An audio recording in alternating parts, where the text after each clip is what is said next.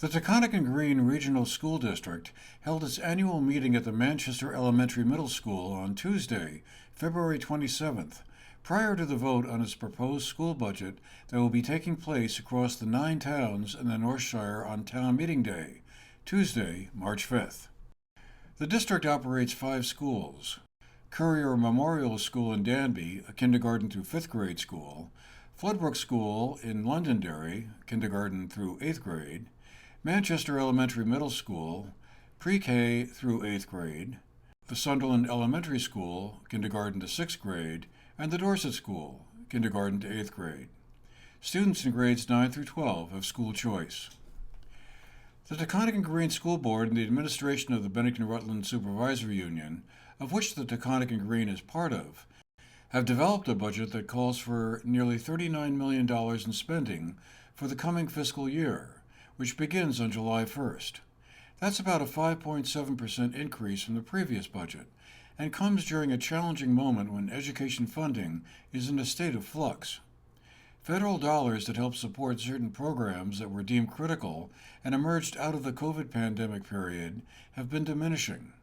Unintended consequences of legislation known as Act 127, passed 2 years ago, and which aimed to rebalance the cost of educating students from different backgrounds, known as student weighting, led to some school boards elsewhere in Vermont seeking to boost their spending while being protected from the tax implications under the state's complex education funding formula, which led to upward pressure on the education funds and therefore tax rates.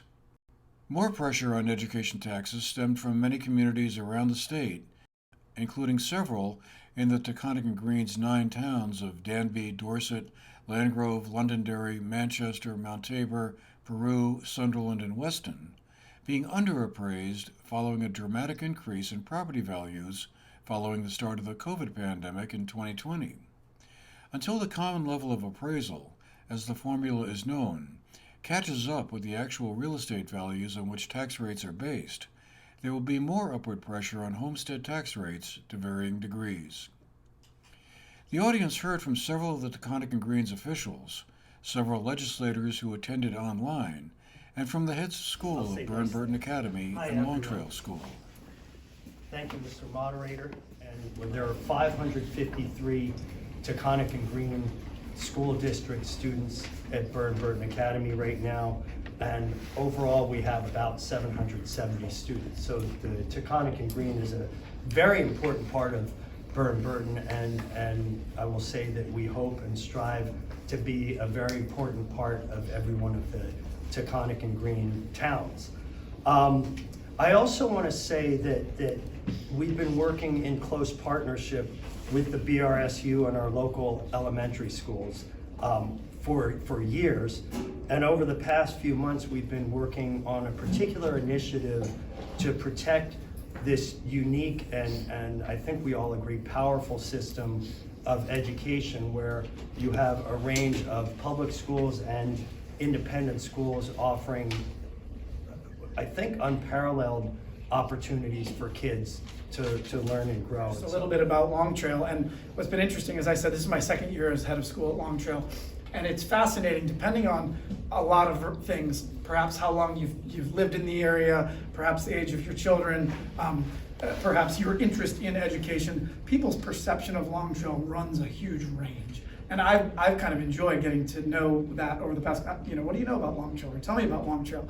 And I will say, I couldn't be more proud to be part of the Long Trail community. And so our schools are continuing to adjust and learn and collect information and try new approaches to help our youth feel safe, feel a real sense of belonging in our classrooms, in order for them to be most successful academically. Overall, as a society, we're not necessarily doing a terrific job of kind of taking the whole child view of support, and so it's falling on the schools.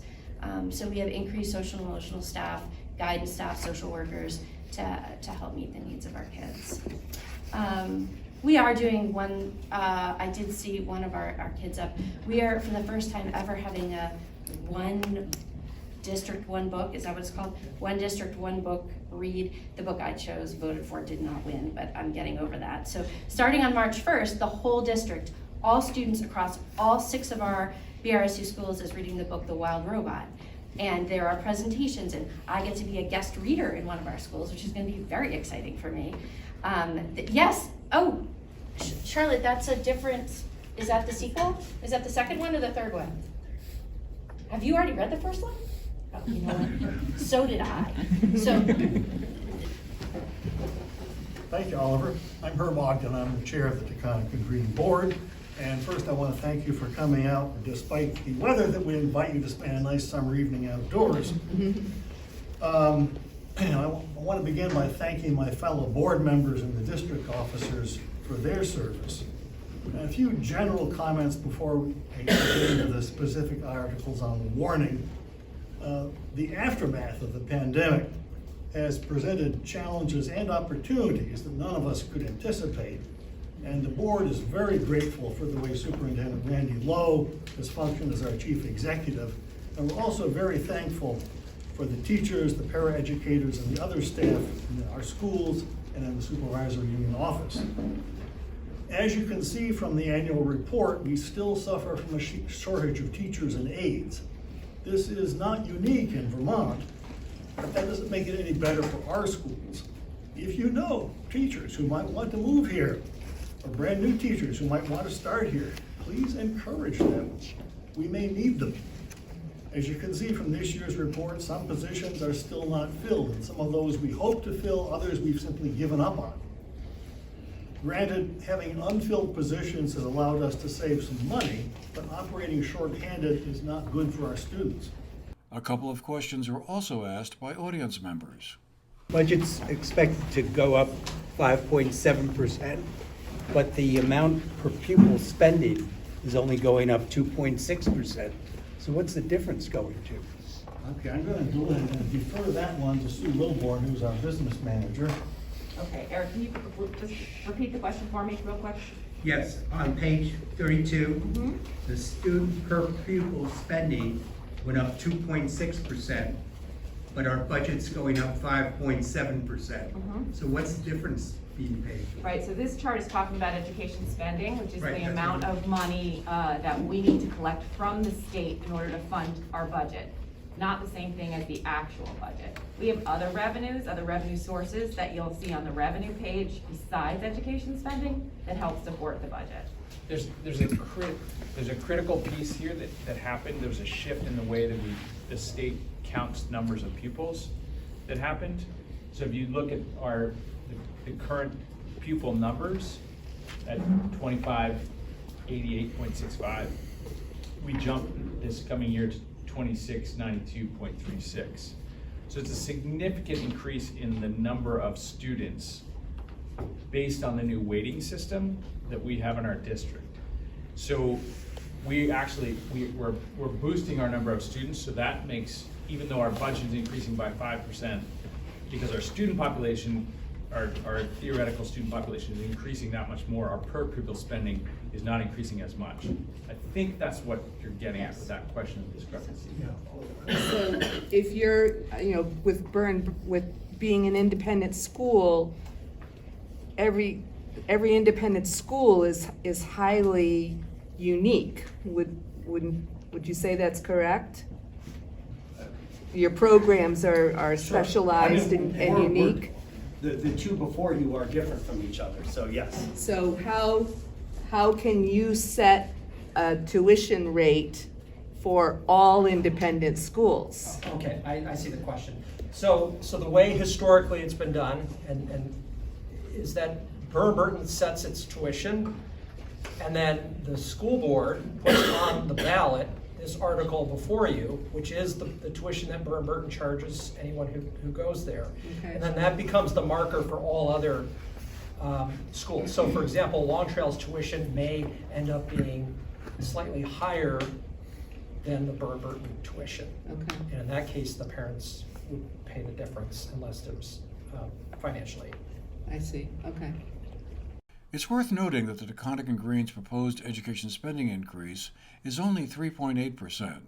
much less than the forecasted statewide average of 12%.